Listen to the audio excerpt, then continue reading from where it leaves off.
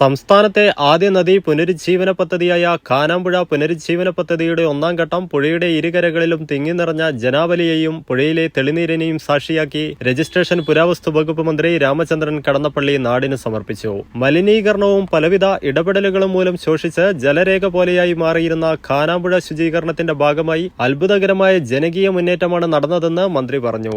എളയാവൂർ കൂടത്തൻ താഴെയിൽ പുഴയോരത്ത് നടന്ന ചടങ്ങ് അന്തരിച്ച മുൻ പ്രധാനമന്ത്രി ഡോക്ടർ മൻമോഹൻ സിംഗ്, സാഹിത്യകാരൻ MD വാസുദേവൻ നായർ എന്നിവർക്ക് അനുശോചനം രേഖപ്പെടുത്തിയാണ് ആരംഭിച്ചത്. കണ്ണൂർ കോർപ്പറേഷൻ കൌൺസിലർ നിർമ്മല അധ്യക്ഷത വഹിച്ചു.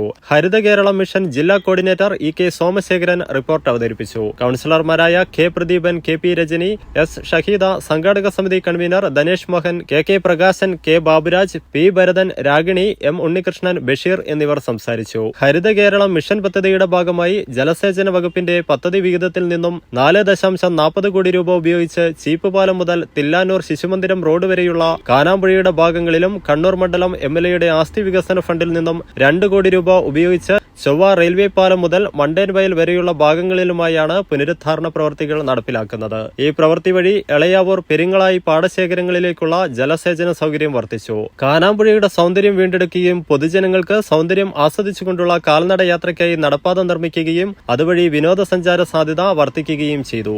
എളയാവൂർ, ചേലോറ മേഖലകളിലുണ്ടായിരുന്ന തരിശു നിലങ്ങളും കൃഷി ചെയ്യുവാൻ കർഷകർ മുന്നോട്ട് വന്നു. ഇതുമൂലം ഏകദേശം 100 ഏക്കറോളം ഉണ്ടായിരുന്ന നെൽകൃഷിയുടെ വിസ്തൃതി വർദ്ധിപ്പിക്കുവാൻ സാധിച്ചു. VCB ഉപയോഗിച്ച് വേനൽക്കാലത്ത് ജലം സംഭരിക്കുന്നത് മൂലം സമീപ പ്രദേശങ്ങളിലുള്ള 250-ലധികം കിണറുകളുടെ ജലനിരപ്പ് വർദ്ധിക്കുകയും കൂടുതൽ കരപ്രദേശത്തും കൃഷി വ്യാപിപ്പിക്കാൻ സാധിച്ചിട്ടുണ്ട്. കേരളത്തിലെ നീർത്തട സംരക്ഷണ പദ്ധതികൾക്ക് ഒരു മാതൃകയാണ് ഇവിടെ തീർക്കപ്പെടുന്നത്.